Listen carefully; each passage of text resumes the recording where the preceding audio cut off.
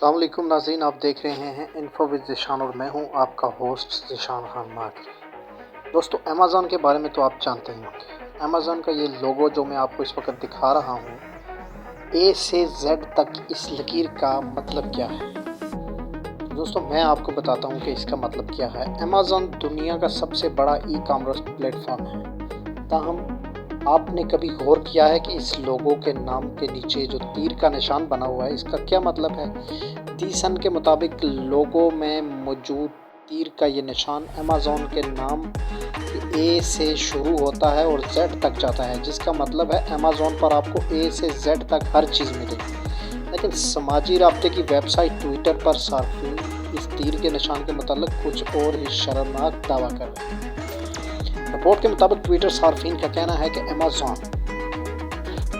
के लोगो पर बना हुआ तीर का ये निशान दरअसल एक शर्मनाक जिनसी अलामत है। एक ट्विटर सार्फ ने लिखा, अमेज़ॉन के लोगो पर मर्दाना जिनसी उज़ू से मिलता जुलता तीर का निशान क्यों है। एक और शख्स ने लिखा कि जब से मैं ये गौर कर रहा हूँ, मुझे अमेज़ॉन के नाम के नीचे बना ये तीर का निशान मर्दाना जिनसी उज़ू के जैसा नज़र आता है। अमेज़ॉन के एक तर्जुमान ने दी सन से गुफ्तगू करते हुए ट्विटर सार्फिन के शर्मनाक दावे की तरदीद की है।